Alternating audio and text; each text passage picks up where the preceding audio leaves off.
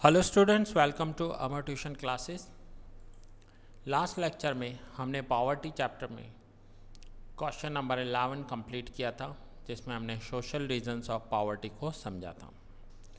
Now इस lecture में हम क्वेश्चन नंबर 12 कंटिन्यू करेंगे, explain other reasons of poverty. अब इतने सारे रीजंस को हमने समझा, अब अदर रीजंस जो ऐसे कौन से रीजंस हैं जो पॉवर्टी पर इफ़ेक्ट करते हैं। After independence, India fought two wars with neighboring countries, Pakistan and China. Independence के बाद इंडिया ने 2 वॉर्स किए हैं और वो हमारे वॉर हुए हैं पाकिस्तान और चाइना के साथ। During the war, the limited resources of country are spent on production and import of required arms and ammunition. अब यहाँ पर क्या है कि जब वॉर की सिचुएशन होती है तो कंट्री में जो प्रोडक्टिव एक्सपेंडिचर है वो रिड्यूस हो जाता है, क्योंकि हमारा वॉर एक्सपेंस इंक्रीज़ हो जाता है, डिफेंस पर एक्सपेंस इंक्रीज़ हो जाता है। This reduce production of basic goods and services. During the war, to avoid scarcity of certain goods in future, people store food grain, cloth, fuel, etc. War जैसी situation में लोग अपने घर में फूड ग्रेन मीन्स अनाज, कपड़े या fuel का स्टोरेज करते हैं। As a result, price increases rapidly.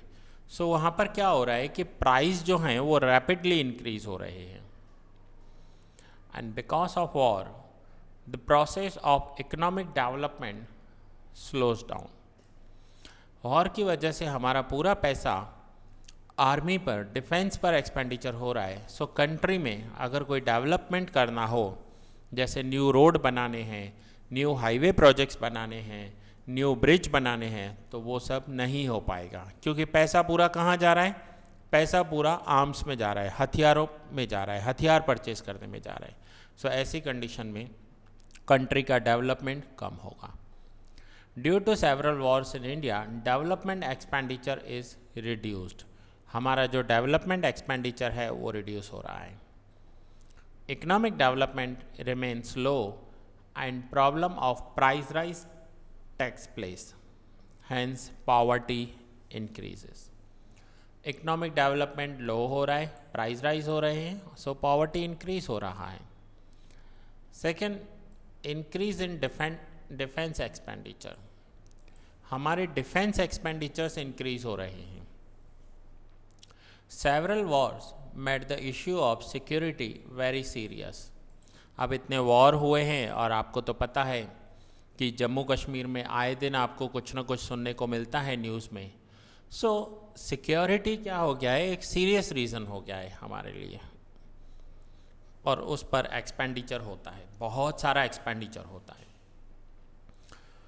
To make the security system stronger, expense on modern missiles, fighter planes, tanks, and submarines have increased rapidly. In the present era means time, present time या present current, हम हिंदी में क्या कहते हैं, युग।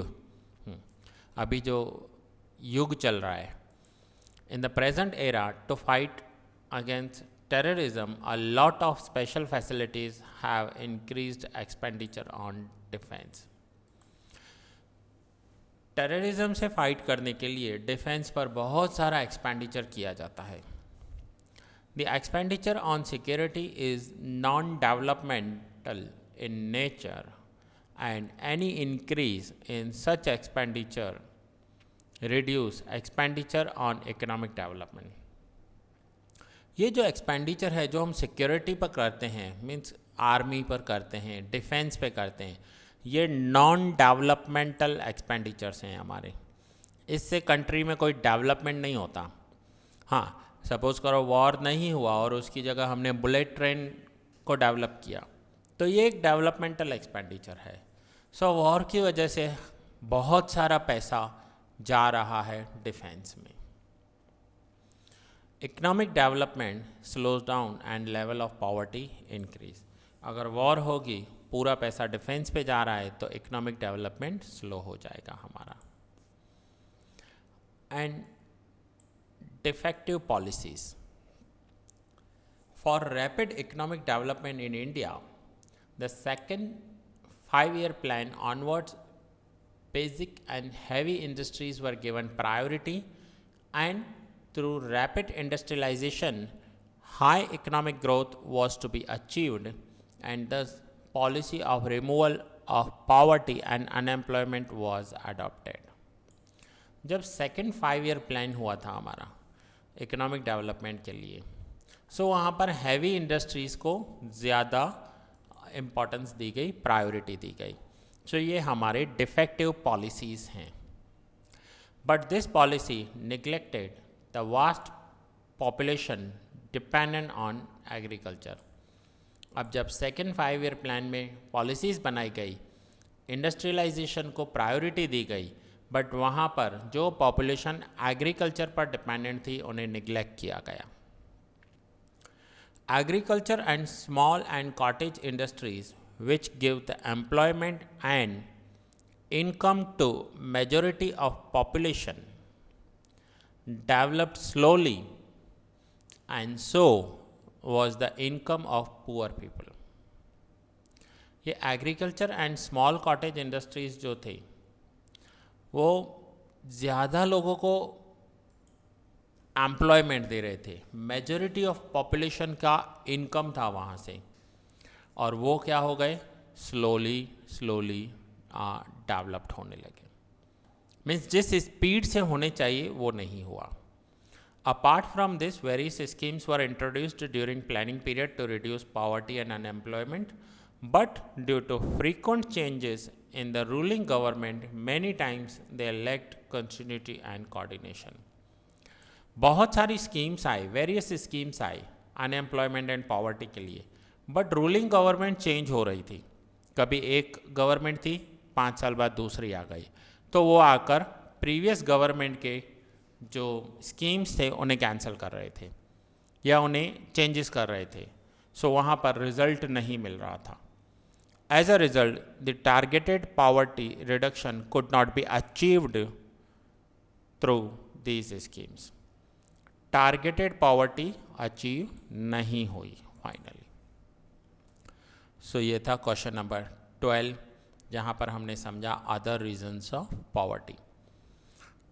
अब हमने इतने सारे रीजंस तो समझ लिए पॉवर्टी के, अब पॉवर्टी रिड्यूस करने के लिए स्टेप्स भी समझने होंगे कि कौन से मेजर्स हैं, कौन से स्टेप्स हैं, क्या हमें करना चाहिए पॉवर्टी रिड्यूस करने के लिए। सो नाउ क्वेश्चन नंबर 13 में हम समझेंगे measures to reduce poverty in India. Poverty reduce करने के मेजर्स क्या होंगे। Measures to reduce poverty. India has taken the following steps to reduce poverty during planning period. अब ये सारे स्टेप्स लिए गए हैं, कौन से। To increase agriculture productivity. Agriculture productivity increase करने के लिए ये सारे स्टेप्स लिए गए हैं। In India, one of the basic reasons of poverty is low productivity in agriculture. With increase in agriculture productivity and income of agriculture laborer, poverty can be reduced. अगर agriculture production increase हो गया तो हम poverty reduce कर सकते हैं। Regarding this, through public programs, farmers are informed about upgraded technology, available resources at reasonable rates, improves infrastructure facilities, maximum price and regulated market for their produce. यहाँ पर अलग अलग पब्लिक प्रोग्राम्स किए जाते हैं और फार्मर्स को इन्फॉर्म किया जाता है कि लेटेस्ट टेक्नोलॉजी क्या है, रीजनेबल रेट पर वो टेक्नोलॉजी उन्हें कैसे मिलेगी, इंफ्रास्ट्रक्चर फैसिलिटीज़ कौन सी है और उनका जो प्रोडक्शन है वो मार्केट में कैसे सेल होगा। Development of agriculture will increase productivity per labour, also employment opportunities and price of food grain will decrease. अगर हमारा एग्रीकल्चर प्रोडक्शन जो है वो इंक्रीज हो रहा है तो प्राइजेस डिक्रीज होने वाले हैं. This will be more advantages to the poor and poverty can be reduce. Production increase होगा, फार्मर्स को बेनिफिट्स मिलेंगे तो पॉवर्टी अपने आप रिड्यूस होगी. Second is developmental of small scale industries. In India, small and cottage industries have made immense contribution in the gross national income and employment. ये बहुत ही beautiful words लिखे हुए हैं कि small and cottage industries, small scale industries, इन्होंने India में बहुत सारे लोगों को एम्प्लॉयमेंट दिया है. स्मॉल इंडस्ट्रीज क्या होती हैं?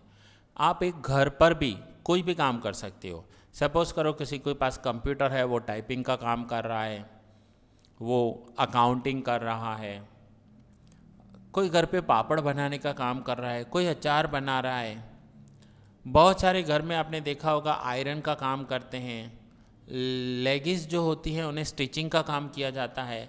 मीन्स ऐसा कोई भी काम जिसके लिए आपको ज़्यादा रिसोर्सेज की ज़रूरत नहीं पड़े, ज़्यादा कैपिटल की ज़रूरत नहीं पड़े, आप अपने घर पर ही कर सकते हो. So that is called small scale industries. या आपको अगर ज़रूरत भी पड़े तो छोटी सी एरिया की ज़रूरत पड़े, स्मॉल स्केल पर ज़रूरत पड़े. So if small and cottage industries can be developed and encouraged, then poverty can be reduced on larger scale. So अगर स्मॉल स्केल इंडस्ट्रीज या कॉटेज इंडस्ट्रीज डेवलप्ड होंगी तो हम लार्ज स्केल पर पॉवर्टी रिड्यूस कर सकते हैं.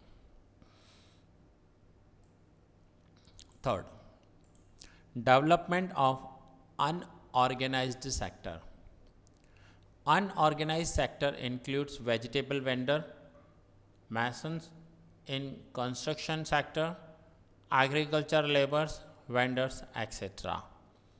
To improve the condition of these workers, National Commission has recommended to decide the working condition, life insurance, health, old age pension and other social security measures. अब ये जो workers हैं, जो vegetable vendors होते हैं, कंस्ट्रक्शन साइट पर काम करते हैं, एग्रीकल्चर में काम करते हैं, उन वर्कर्स के लिए नेशनल कमीशन ने रिकमेंड किया है कि उनका वर्किंग कंडीशन डिसाइड होना चाहिए.